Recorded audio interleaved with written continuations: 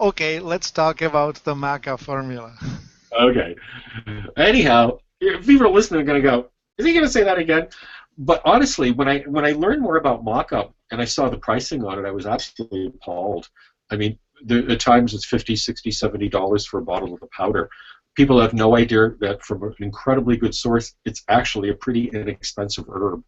But because a lot of times it's used for helping tonically sexual situations and stuff like that, it gets marked up, I think, way, way too much. So I wanted to produce the absolute best. And what we do, we actually combine maca from two different places on it, so that we get the maca from here, the maca from there, and those wonderful nutrients all come together like that. So it was actually, very truthfully, it was sort of more of an altruistic thing, and the bottle sells for $15 on it, rather than $50 or $60. Right.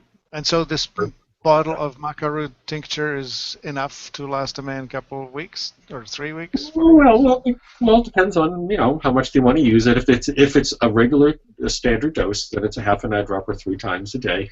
All right. Maca is one of those things that build up in the system. Most tonic herbs are. It's a mild tonic herb. It's not a real. Excuse me. It's an adaptogen herb, mildly tonic but more adaptogen. It's a mild adaptogen. But those things have a way of kind of building up in the system over a period of time. It's like building the energy in a plant to flower. You fertilize it nicely, slowly over a period of time. You don't dump a gallon of fertilizer into it, blow the whole thing out, which is what a lot of people do with it. So things like this, over a period of time help to strengthen the system with that, rather than kind of exploding the system. And again, that's the approach that I really like to take. So what are some of the uses of maca for those of us that never heard of it before? It's an adaptogen that helps first with women with balancing their hormones. There's some kind of myth that it's supposed to be more of an aphrodisiac for women or help sexually. I've never seen that happen. Okay, that's a myth. It works more on men that way with it. There's a few guys I know, my age or a little younger, and they bought it from me, patients, and they reported things, and kind of the synthesis would be, gosh, my boy parts feel like they're about 20 years younger again.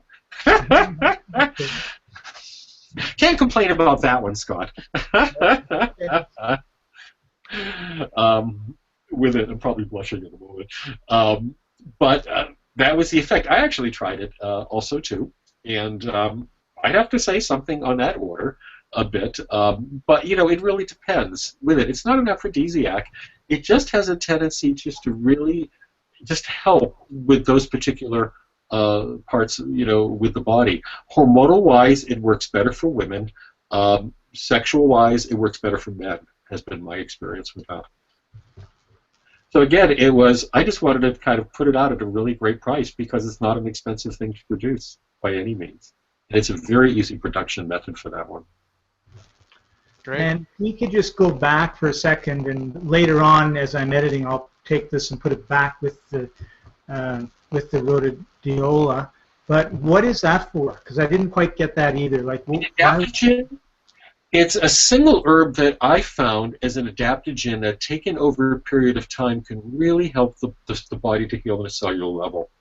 I mentioned in the first one that we did, I got this horrible, horrible fungus infection that eventually led to a heart attack that was pretty much fatal. They brought me in dead, and they didn't know if I was going to even make it into the hospital. It was a complete clogged artery, which, gosh, the doctor missed. I went to have a test. He did the wrong test, and he says, no, you're fine. 8-9 months later, I had a heart attack. They brought me in pretty much dead. They did an emergency surgery on me, and I was on meds for a short while with this. And that's when I was really starting to study adaptogens, and rhodiola was the first adaptogen. I mentioned I took it for a year. It gave me back my health and my life. Now, at 65, I'm a runner, a weightlifter. I actually don't know another person my age that could compete against me endurance-wise now. Seriously, I had a stent in my heart. But because of that, I took that herb straight for a year on it, and I swear, after a few months, it was like, wow, I'm flowering again. I didn't think I was going to have a life. So I really owe a lot to that herb, which is why, actually, the real reason I did it. I made that herb was because of the effect I had. And the way I manufacture, I wanted other people to have that opportunity to have an herb like that manufactured to that degree. So that was my reason for the rhodiola. Very neat.